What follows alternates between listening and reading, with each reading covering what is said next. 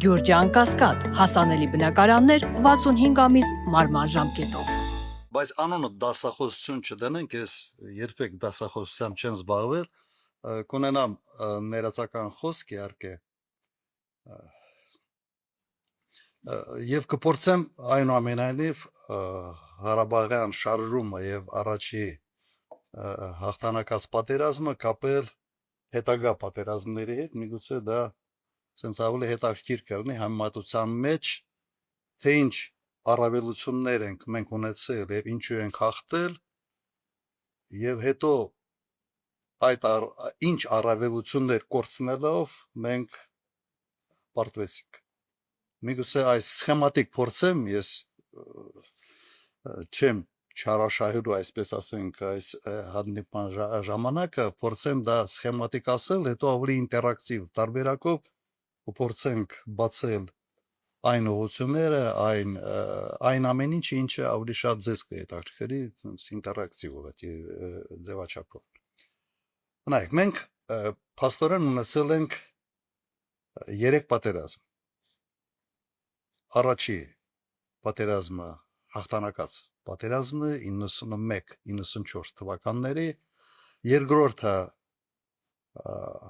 սովորաբար ասում են քարորիա պատերազմ ապրիլյան 16 թվականը,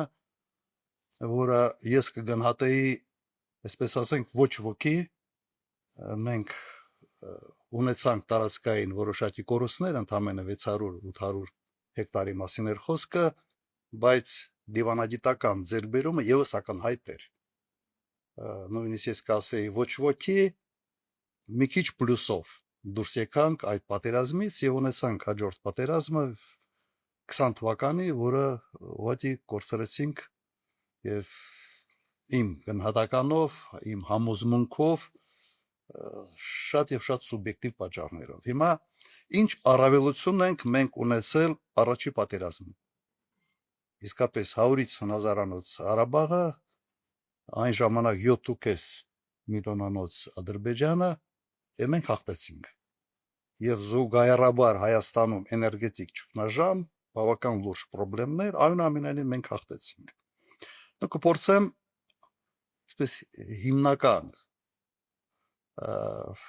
կետերով ուղղակի բացատրություն այստեղ տալ։ Առաջինը, նայեք, մենք համոզված էինք Ղարաբաղում, որ Ադրբեջանի կազմում Ղարաբաղցիք ապրելու ընդհանրապես հնարավորություն չեն ունենալ։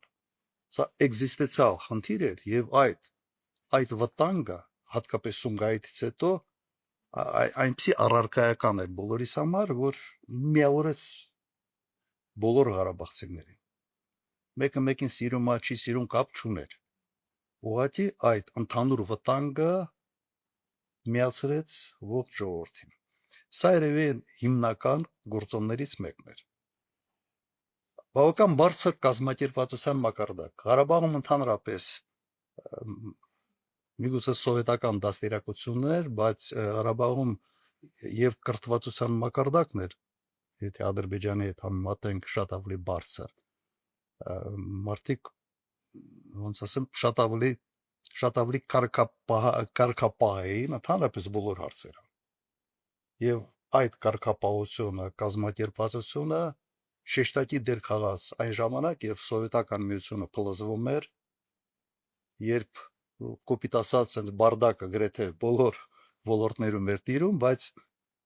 մենք կարողացանք կազմակերպվել եւ կազմակերպվել բավական արդյունավետ։ Դրան գումարում էր այն հանգամանքը, որ կար բավական սովետական միության կողմից պատրաստված մոբիլիզացիոն ռեսուրս, Ղարաբաղցիք բոլորը գրեթե ծառայում էին մարտական ստորաբաժանումներում եւ զինվորական մասնագիտությունների ձեռքբերման խնդիր եւս չկա։ Ինչը շեշտակի տարբերում էր ընդհանրապես Ադրբեջանից, որտեղից շատ ավելի մեծ տոկոսով մարդիկ ծառայում էին այսպես կոչված ստրոյբատներում եւ այլն։ Սա եւս բավական մի խնդիր էր, որովհետեւ երբ մենք ձևավորում ենք Ղարաբաղում բանակը, զինվորական մասնագիտություններով օժտված մարդկանց պակաս գրեթե չենք ունեցել։ ուղղակի մի շատ թեթև վերապատրաստում, շատ թեթև sense միջամտություն եւ մարդիկ պատրաստ զինվորներ էին։ Եվ կար բավական լուրջ սպայական ազնագազմ, որոնք ուղղակի Ղարաբաղցիների, որոնք եկել են Ղարաբաղ եւ իրենց փորձը ներդրել են արդեն զինվորական գործունեության մեջ։ Շատ կարևոր հանգամանք էր այն ժամանակ այն տեղեկատվությունը, որը գալիս էր Ղարաբաղից եւ Ղարաբաղյան շարժումից եւ հետո 91-94 թվականներին պատերազմից եղել է ազնիվ լուսաբանում եւ հաջողությունների եւ անհաջողությունների։ Սա ուղղակի ուզում եմ շեշտել։ Սա այն է, ինչ հետագայում ուղղակի բացակայում էր ընդհանրապես։ Ազնիվ լուսաբանում, բան են կորցրել, հայտարարում էր, ասվում էր եւ ոչ մեկի մտքով չէր անցնում, որ կարելի է ինչ որ քարոզչական նպատակներով ասել մեկ այլ բան, քան հողի վրա ուղղակի իրականում կար։ Սա չափազանց կարևոր հանգամանք էր, որովհետեւ առանց դրան վստահություն բանակի, ժողովրդի միջև եւ իշխանության միջև ուղղակի հնարավոր չի կառուցել։ Մի շատ կարևոր հանգամանք նայեք, բոլոր եւ հատկապես առաջի պատերազմի ժամանակ ադրբեջանցիք ունեցել են քանակական առավելություն բոլոր կոմպոնենտներով, բոլոր մարդկային, ֆինանսական, զինտեխնիկա, զինամթերք։ Սովետական միությունը ցենց իր հիմնական պահոստները եւ զորամասերը ավելի խոշոր տեղաբաշխված էին Ադրբեջանում եւ Վրաստանում եւ այդ ամենը ուղղակի փայ հասել Ադրբեջանին։ Հայաստանում ընդհանրապես համարյա բան չկար։ Մի պահեստ կար զինամթերքի բավական փոքր բալահովետում, այն հենց առաջի տարիներին հրդեհ է եղել եւ այդ ամբողջը ոչնչացել է։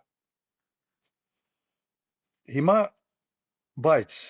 տարբերությունը նրա մեջ էր, որ մենք բոլոր կոմպոնենտներով ունեցել ենք որակական տարբերություն, կազմակերպվածություն, գիտելիքներ եւ այն մոբիլիզացիան, որը անհրաժեշտ էր ձևավորել։ Նայեք, եւս մեկ հանգամանք, որը մեր օգտին աշխատեց, դա այն անկայունությունն էր, որը եղել է Ադրբեջանում, անընդհատ իշխանապողություն եւ հավիձվի պատմություններ պարտվում էին մարտերի ժամանակ, այդ պարտությունը բերում էր իշխանապողությունը բերում էր նոր պարտությունների եւ այդ շրջապտույտը ուղղակի շարունակվում էր։ Պատկերացրեք, ես Ղարաբաղում լինելով ես տեսել եմ քանի նախագահ մի հատ հաշվեմ Բադիրով, ղեկավար Ադրբեջանի սկզբից Կենտկոմի առաջխարտուարներ էին, Բադիրով, Վեզիրով, Մութալիբով, Էլչիբեյ, արանքում մեկն էլ կար պաշտոնակատար եւ Ալիև։ 5 նախագահ ենք տեսել այդ ամբողջ ընթացքում Ադրբեջանում։ Ուրեմն ներքին այդ անկայունությունը, իշխանապողությունները, ամեն իշխանապողությունը բերում էր լուրջ ցնցումների եւ հատկապես սովետական միությունը փլզվելուց հետո ինստիտուցիոնալ կայացվածությունը ընդհանրապես չկար։ Եվ Հայաստանը նաև այդ առումով շատ ավելի արագ առաջ շարժվեց եւ այն ժամանակ Հայաստանում իշխանությունը շատ ավելի կայուն էր, կան ներքաղաքական խնդիրներ, բայց անհամեմատելի է այս վիճակը Ադրբեջանի հետ։ Եվ կրկնեմ, սա հավիձվի պատմություն է, նույնիսկ դժվարանում եմ ասել, թե առաջնային պատճառը որն է։ Պարտությունները բերում էին իշխանապողությունների, իշխանապողությունները բերում էին նոր պարտությունների եւ այսպես շարունակ։